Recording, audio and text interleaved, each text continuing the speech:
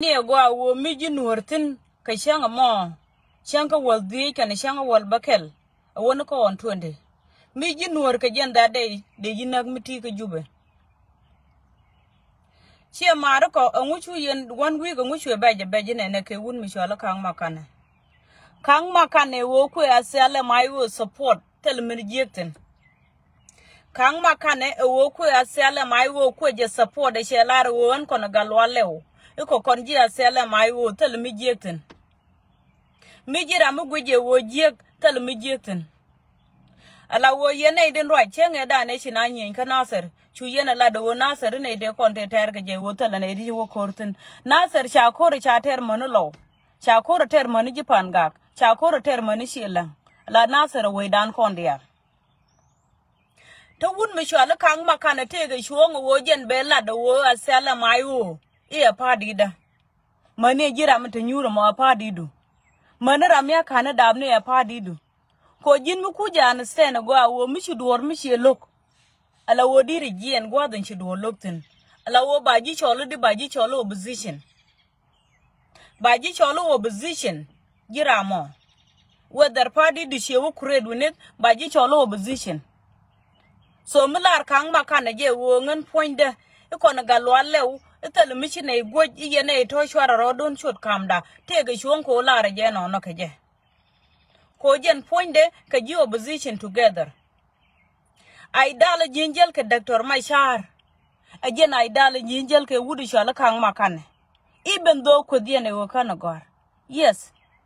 she big deal wo shiran gor self kir marwaje konta ana kana gor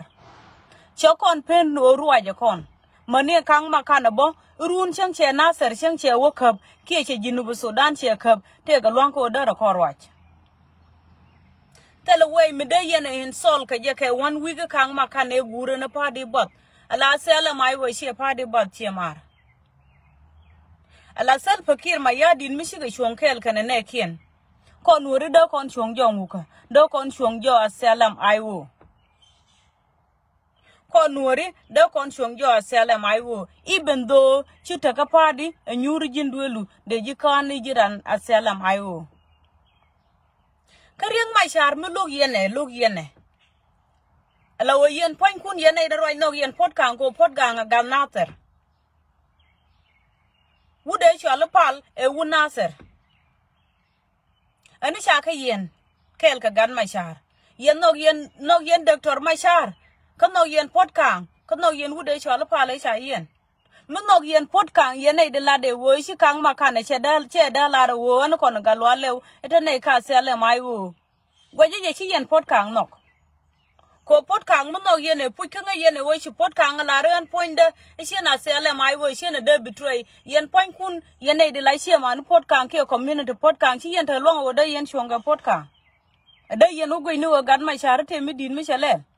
gan Mashar jaka tijin ala yene do ko kenan ta ga padu ni yene ni kama kan yen jang jojo ko jang jaka jube nago kon diar bogo nasir ke helicopter ala bogo panga ke helicopter bogo wulang ke helicopter ala wo bogo ray logo ke helicopter manu got ya ngoni run manu Unity State be book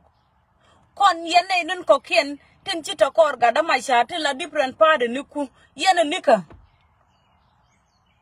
Tayen we need machine do holela. You guys can do something.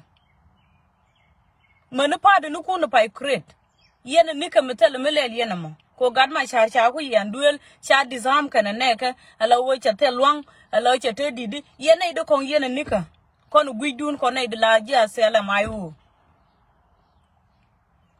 Ala wo bud yen kerol all the time take ayu michimi jegla take ayu michimi jegla. O cha ji disarm jiran shi bor. Dr. Mashar wo cha disarm ki wo cha yen che bor yen nga yene go yene de choro du no jinasar nga yene wo gan Mashar yan ga je ko ku nasar nga yene wo pot kan yan ga je ko do nasar nga yene go gan Mashar yan ga je ko nuar te go gwa nga yene tin kan bin no yen pot kan ngu chi yene go ro bi yen complain about pot kan mi cha yen na ko release ala wo mno yen pot kang ko pot kang do nasser aran community nasser Anguchi yen go robia complain ke je kwa gan ma char kwa pol ko shi wudun. But ngade je gan ma char mu we ka tijen ke jamo we ka tijen ko je ne wunori mishi shi manu ni je nasar chi gnyen ke de sal fakir ma yadit. Ngade je no yen ite right. Ala wo gan ma char bonyo ko loje gen gan ma char mu we ka tijen ke jamo kane pot kang o wo shi manu ke no nori chi gnyen ga na ka nasar chi ka toktal fakir ma yadit chi kana gak. Allow opposition to cocaine can nick a Michigan to self a kir gago. Why is only got my chargan to self a kira? Pot kang muno yene de la ginaser. Till an and she arodun moika capung in the alga Facebook budian quid all day. And which yen pot kang unong raro. Micho could George put you got my shari and kajake doom day. Because she allowed borrow the Shungo South Sudan, yes. Take a Shungo borrow the Shungo South Sudan, called Junubu Sudan, chat them with a jankaro, and dub corner your guard concondia. Terran Kalong, co Bellaro borrow the Shunga Junubu Sudan. A Shumaramundo Diangola, Chima jankaro. Mane can yene the cocaine, she and a dung I bow will be a shungo. Managard Kunchi and Gada support Michigan which one room. They in boot all day 1 week. She can't make a midjaglat. She can't make a midjaglat. Can't make a tell me young Michalat Chelanamu go along. Can't make a Chelanamu go along. Co win more and Mrs. More Michigan Yankana. La Gurija abroad Muki quit. Point to Amawada make a United States. Chella the war Kurjinuba Sudan. Shangaburg look the baben and point down to Amtaga quit. Chuyan logo duck and Macan road Muki quit. Kang makana take a shong or shella the war unpointed shong of Kuiu. Go win monta ramadeji sham, human being chajida sham, a human being chajida yoguchur or dumoka guadumuti in a cooranga. No. O gur con jam, a jam cook on a local jam, cook all in yanka jam. Ko jam dumbo con a gur corner, dog on you, your sheriff nor won't take a jube. And she I long nor won't and she can your sugar bed. And she can and bit can be then. We didn't take a young while a tell a young telemanangaton. Condoli she along the concoke and nor won't. Allow yene the toten with your kang macanation mid yaglat. Allow pardon she yeno crate. Keep pardon by quarter bar none. Allow quarter Missy Pelu would a shall do toot. Allow Missy Pelu would a shall nga that we do. Name them. Michigan Pelgane to Manigiram over Marama Broda, non a be good bow be kum be one take one be one angton. Keep by you will not a self a kid my yardit. Mwani Asela Mayo and the leadership of Dr. Machar. Mukan yen a con war, she and be succeed. Ko tell a cag me de whoopit the midday whoopit nail, if a coulaban pincher they walk out. Many Jiram go your bro do a non runo, a bro shung boga the Machar, she be succeed. Come here, Kuyanala, the ring Machar, she knew them not come. She knew them not come. Yes, she knew them not come. A wash a political beru, a wash a yen. Ki wash a jago because walk at the Jenishaka, the Sam Cham, my kid nang. She mean you are seller my wash fail. We never fail. Come a pale a woman a tar jubum. Come a pale a woman a one dialo. Many point an answer to Nathan. What then idea will long to walk on a cork an answer? China ye delung. Kongina a woman and a janica. Money would a child torgil a man nakajene, and a nakaja she and ling or take a war. Cause she self a kid, non. Come on again on a share my own day, and I could a boy Kajamo Conja Sella Mayo. Me take a party doon Michelle Yene. Tell the problem. Ko win more Mataranga freedom. But she and Sella Mayo, Kia got my shar, Kia pot kang, Kia Nadisha Yen Gajakel, she and Gabuk with all day. Ko Yen Janasa, Punmano Yen or pot kang here and doon. She and a dead lay down. A day and I sell my way, surely go about. They and Kulangadi or Port Kang, Michigan, my char talk, or there a guard well. They and Ngadi. She might book on a long or cornish sometimes, no, sometimes. Chendel and Uri would make sure look all my young, coach or conquer the put, but the none of Nuer. Chen go to Burmoik or Burnong Guame, Co boar. Win more na me, one time to lose the jiko jin michi chuang worker. How many parties are create under IO? Mechi IO shokudo no chunga la wo jering my chara yena benejag. How many parties yen go create? Katal michi succeed kaya. Biyen boot ko wo shi kang makane shela ringana taka IO. Again benedial ben kalai video kajama. What's wrong? Shinte kayo. What's wrong? You can support Menguri.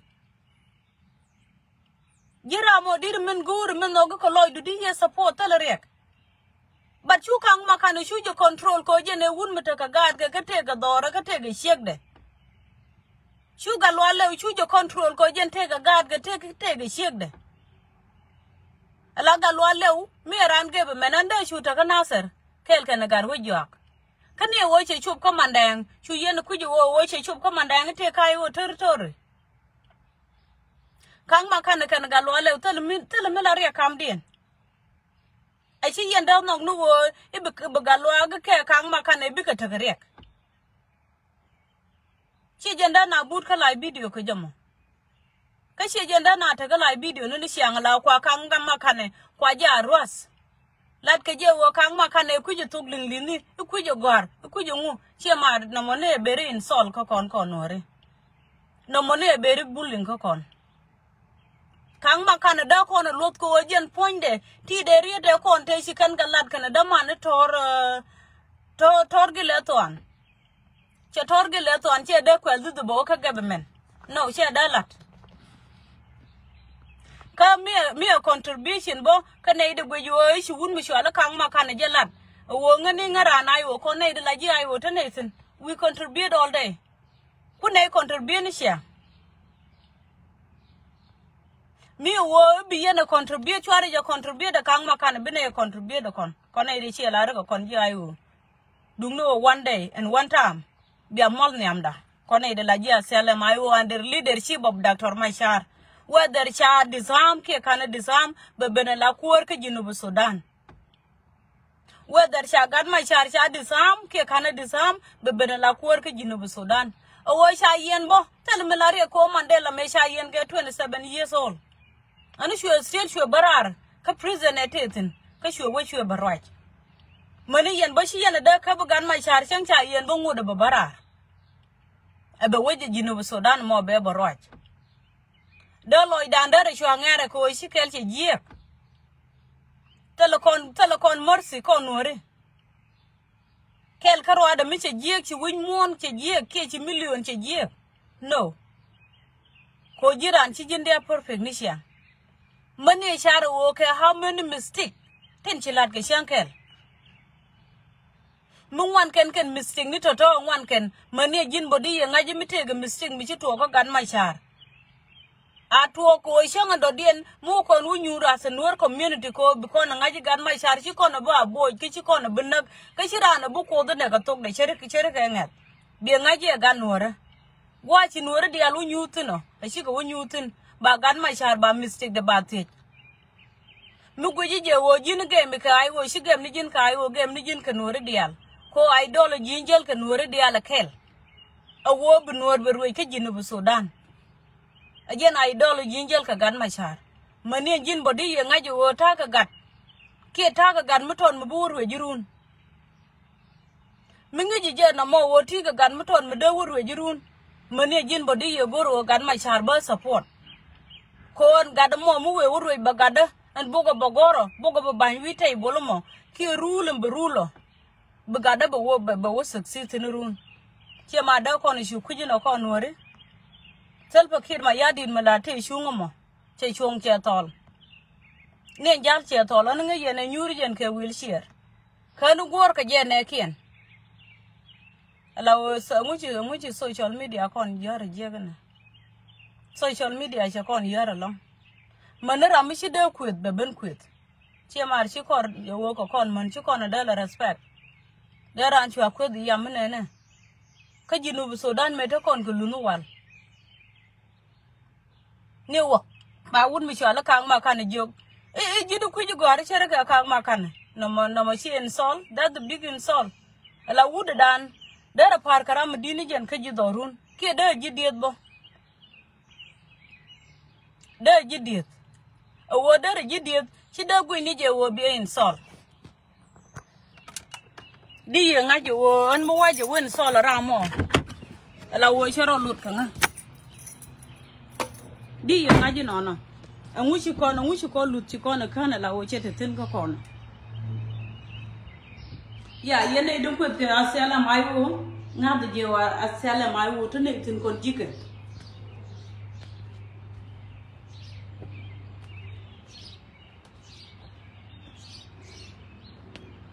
ya jira mi chi yoda ne yo ta ka like video please la wo shu yod ko ta ka like video peleng ka yo bi chol mi chu gwa de chato ya gori je wo ko no ri chana te galut asela mai wo yene den ko kien kwa je leave alone tene tin kon jike asela mai wo kwa je leave alone tene tin kon jike mi te ga mi she yar bi yar ne kamu ne kune gan machar kune support kwa ne leave alone tin mi jira mu goro morod monorodu but you will be in work social media be in asela mai will be in insult no reason me tene be de me ko kon business ne long no da ne roi kashi wo shine ai wo shine da protect but go ako yen point kun mata yen ka pa de nukun la de pa de nukun a mat chware je goro wo be in ban ka social media be asela mai wo be in ban aros be in asela mai wo be in ban chine jongni ye wo yen point kun ishware dundun la die ne chware je la no chine da larie ko chine ye da longo control ban ngade je wo mi ka yen ji pa de ka ta yen ka pa de nukun ta yen tin ala pa de nukun ka joy ko wo mi gor yen wo ban loy kweda bine ya sala mai wo bine ben gor wo mi te kara mi shi la de je ke te kara mi shi kud bine gor wo bine loch la de pa de nukun arana la de wo ngani ngaran kit gwa ngaran gar wo dul instead wo ben ka ngad ka ki bi la ri ngaran ge bemen mi shi la de wo ngaran ge bemen bine ngaji wo gwa shungu tini shungu ka ge bemen instead bi ben shang bi asela mai wo bi ben insol en ran ka Junubu Sudan en ran ka Junubu Sudan te ka roi ko ba asela mai wo be support ko gwa mi abibeni ki ka runti biben asela mai wo me de juru ko kende kan wonan ka da ka shi ne kon tun wan ci galiu ci kono goro wo bu kono paramudo dien gor ko ne puju wo asela mai wo me a chenci gan ma char ci gwa de chatok bu gad mi do dien a gadu jiramo gadanga rama garamu do dien be wonyo ko mananga jen ya mrun mi ci kon korte tin ka run wal kel de kono ban ja we mo dino no gwaje je charo do lod yene de la na ko ni chiang wo ko dien na ta wo te ka asela mai wo mi ci kor shi se ci tol e ci ko tol asela mai wo te lo kor mi ci tol wunu di alte konde te ka fan line chikan da moy no rodien ke bi ni tigol ka chikan da moy no rodien ke bi ni kume ko kor mi che chup dorun chi ya rodun da wodro da la kume ala wo kan jang puny mo gor kane asela mai wo te ga konton mene de kan chwa lo lu gwadien ka wo men gor kane shamne yen pan kun chi yen da ngaje wo ana sela mai wo me te kurne kirande wo jongni yen ta ko batakan ko mi jira mi shi ai wo lokbo chu nei biban challenge ka social media gwadu mun shi goro witin please wortin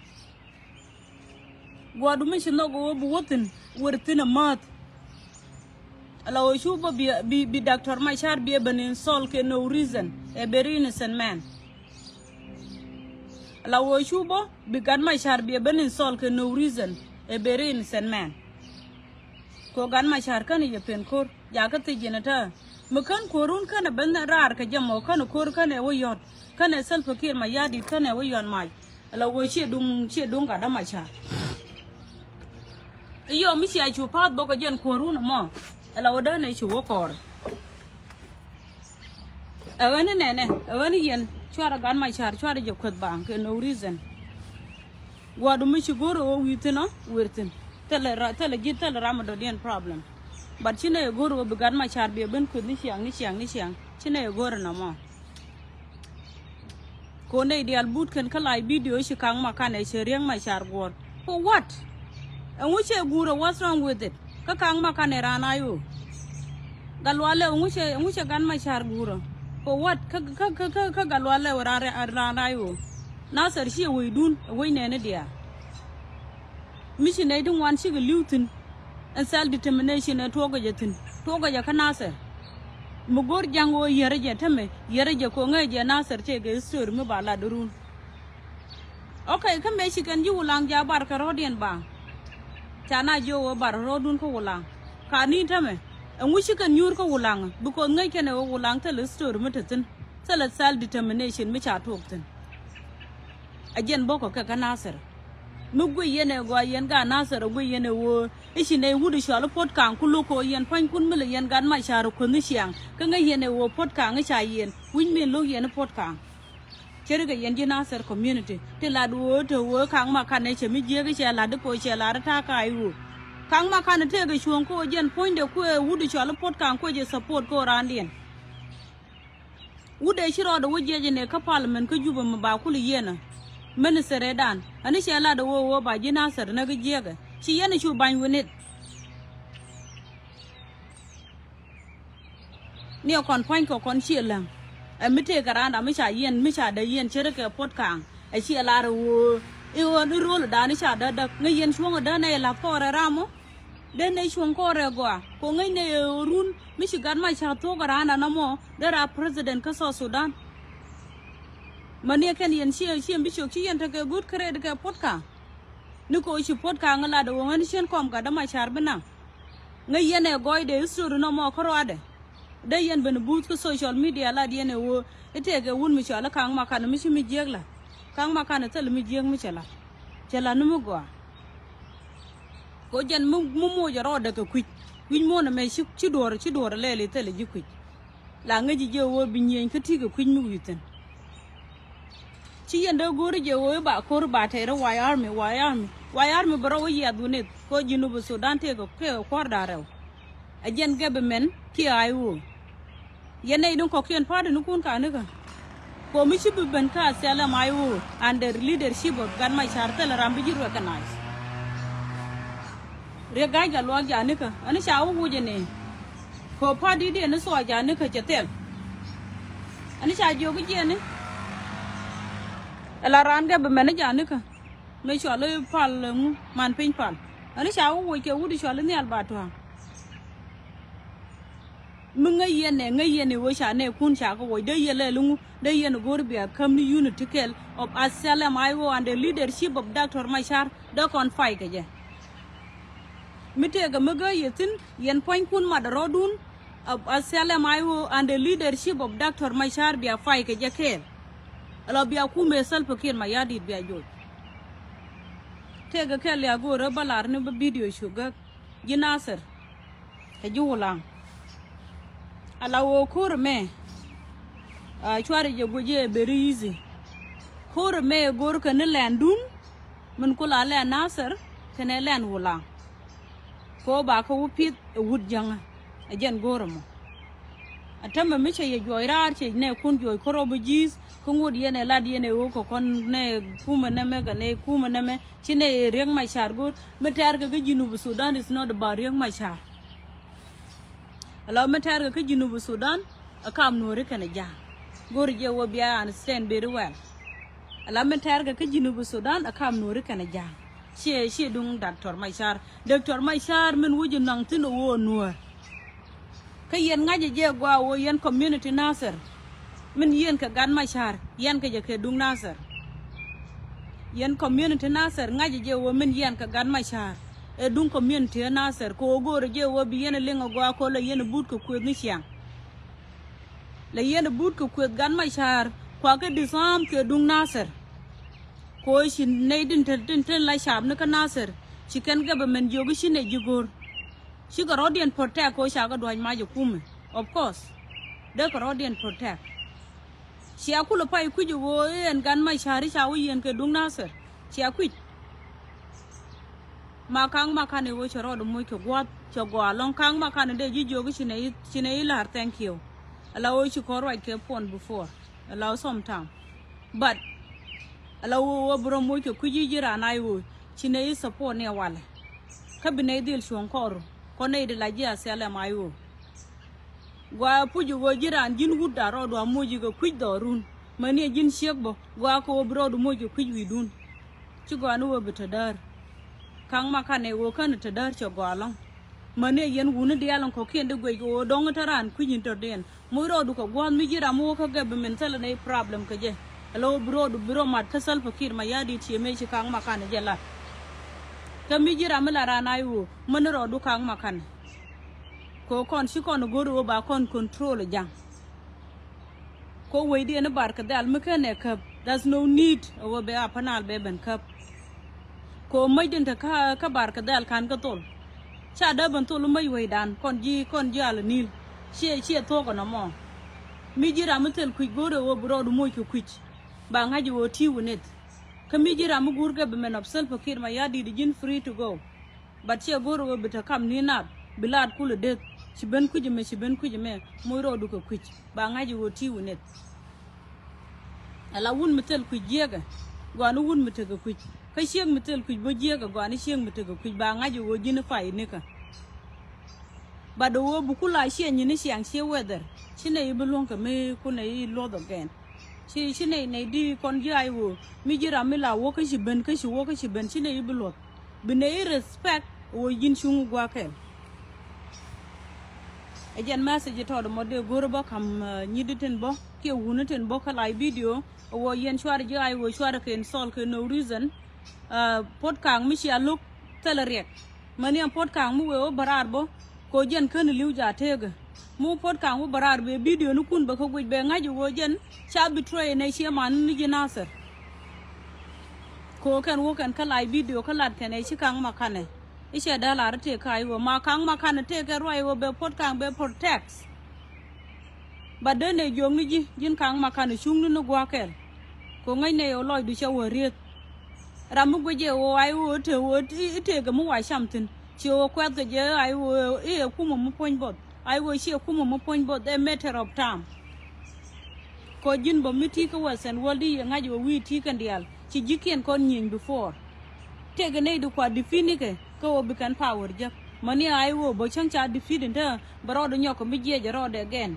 ko man ta mi che shele she ya pin la we ban ya lurun den man ta mi che ban ya again be goro baro de je be shek mani ai wo bo be shek chere ka man ta bu ai wo be shek she man ta tel mu bu ai wo be ti amene na teleje o wo sha gan ma charien mandele sha yen ne ke 27 years they very good ko bu kon take a good credit bu kon take a good story bu nuwer ba take a good story ko bu kan ngaji wa sela mayu che wo ka government of self fakir ma yadi bai chuong a chang cha kora ma yen ke bu kora do dien baro jech che mi shi kan gan ma char shi kan yen ala wu yet jatin bu kon chuong ko wu yet ko jen te kayu bat ko nuri o kon shi goro ba kon joirar ka mi shi gad kon tu ko jen sa ye sha lat ku jube a jen e ko la to ga sela mayu goro je wo bi yen chuong ko root cause ko kon nuri shi kon chung ko root cause chana ying ni kuma mi shi ben bu kon wo kore chana ying ni kuma mi shi ben bu kon wo kore shi jen twar do to la denen ko do to de shi twar a jen wu no to go ni ken shi go tu go le shi do ni cham je ken shi jen la do to da ne goro je wo bu kon kana go ka win mi dit kon nuri wo kon ban ro dan mat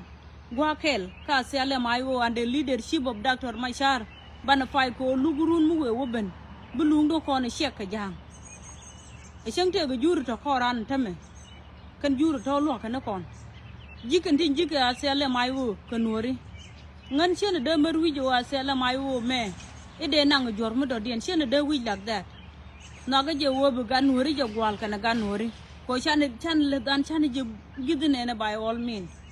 niko kur niko contribution niko right awene nene yene du kuna install go social media law kwa jo dun kwa kaping shikona monte taka gat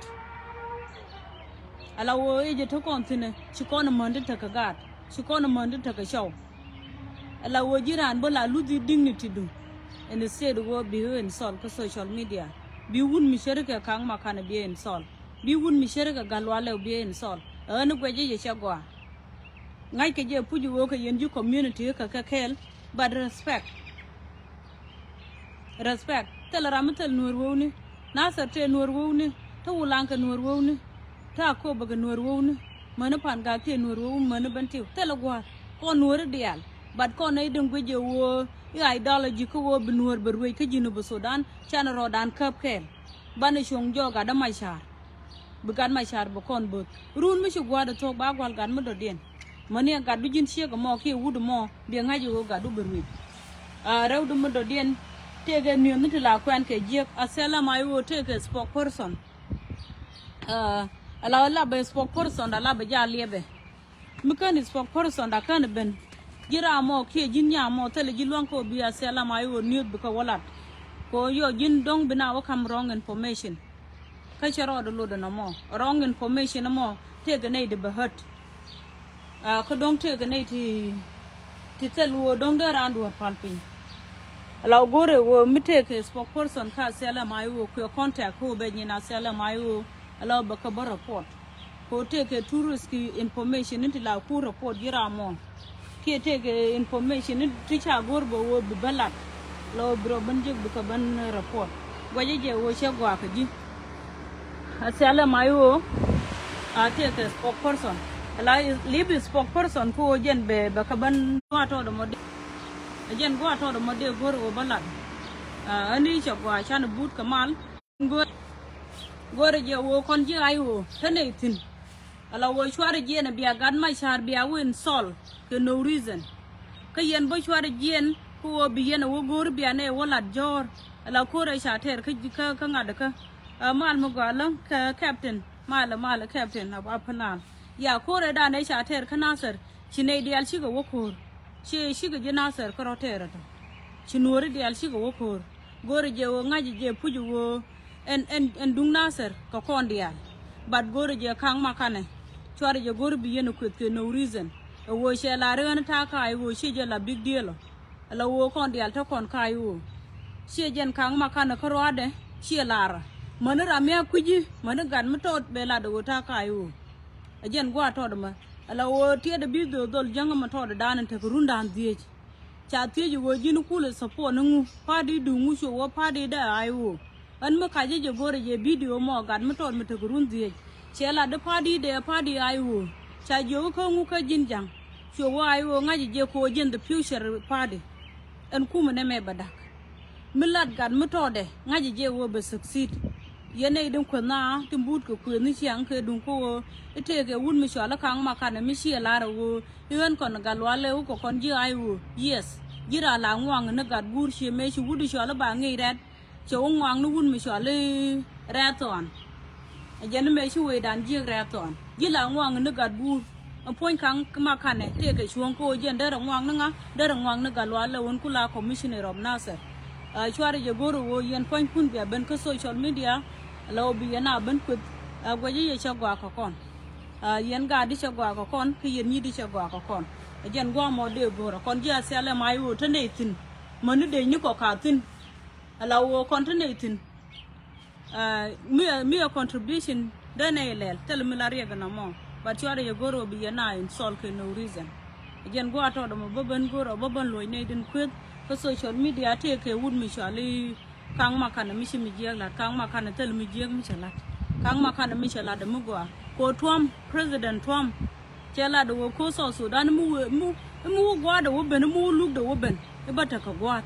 bata ke ka gwa mi sharo de yatin mani jinjira mo ngaje wo diro de yat gwa diro yat padi kang makana wo chala ra ayo padi e dumde te ga shon ko be la de nono mugo je wo e dwer chi dwer wo shela de no go ani jen ko win mo la ti ko gwa mi ma de rodo tan chero da mat ge be men ko kuli ye ni jen ke ge be men opsal pakir ma yadi wo shela de wo jen ne ra na ai wo cho go long de jong ni jen kang ma kane ro jen chi la de roñ mo gwa win mo la gwa no jin wud bi ta ko gwa mi shungutin wo shi shon ka ai wo gwa long kon ji ai wo tan ne tin mi te kara mo goro wo be ben ku ni chiang be jiben ku ni chiang tele jire ke je ko shelat bo ko bidiyo wo ko ri ramala kutte roñ mo go na mo mi chang kwa ji en sol wo jin ku ji gor sel fakir ma yadi kana gor ko roje na ka jinu bu Sudan mi sha ji ku dino no shu dear di dong di ka war wajirun ka jina sar you never know ka nei de gwe shu gore dong di ka wajirun cherun ko kon ban ro dan ku cha go long mi jira mi take temper la o ku keep down mi jira mi gwe wo dong di wo kur la ni je boko dong bene mo ke ticket ko kon ji asela mai wo to ne tin mi tele ji ticket da ne go ticket ko jindi wo gwa ko wo be ben ku ni xiang ala wo shi nei tai chi nei ngwa ko yalla yan ben ku bang ka tele mu go ne kur che wo tin ala wo ge be men of self kir ma yadi nyenyo kana nore te ji asela mai wo me la dur ko ade ba me bero official non men ya ala wo yan ji asela mai wo tin ta ka ti rol ji kan ki ti ta kai sen ji kan lenga message da gwa brana woje ka gun message antam me korin chater kanasar kana wula lat ka je woje asala mai wo tel mishi kana la kan ben kur ka dwal tiniken shunga chema ala wuj mon sal fakir ma yadi che kor shela yen point kun shunga la je ai wo sher ka min shung ji pan ga ni rol ji kan won rol ga ja la wo shunga la wo la je ayu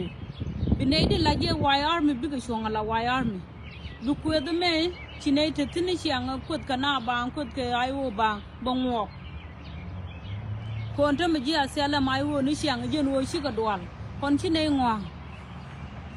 mu yen ko ru puch ala wo mo je rodun ke nyin kun ti la je ayu bi shunga la je ayu ko ni chiang wo ba la de tel kur muter yene changwang chi nei ngwang ngoni je wo ala ke won kur ti je ai wo to kentin kon ta me joje wo yene kur ko mane ren ne ala te kon sha ga de shodon bang mutel yitin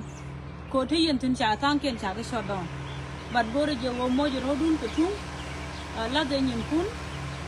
ko rodun kor per de rodun nyu da la je ai wo du ko de me te ko social media ba ban ngwa ba ban de ba shu nga je wo ju ai wo kel ke ge be men ke nyin ke je wa army chi me sha lat ka pan ga jen gore wo ye nei din te rol ji kan jen na mo bi ala de bu ko den te ko social media be ben wo ala wo ba ku make sure one contribution money kan ji asala mai wo your nei contribution ke ala wo shi ga no re ko rodin your ko contribution ke money kan jur your ko contribution pe la ayo gore je message mo ba clear ke ye nei de la general mu yen kur yen je ayo mo je rodun ke pek ala wo bi ju wa ya no bi ga rodin mo ke pek ko chu ku ke bi we ke je ayo ti dong che do la ayo kan do ali jen ayo shi ku mu bat ayo ku mu mi shi no re kam ne a matter of time wo cha ko re cha yi che mi ni je wo mi cha ko re yen dong chi chwa gu won mo no hello I will come over I will brush up bro do nyoko mi je rode again I will bro do nyoko je again again go ato do mode goro bo pekti no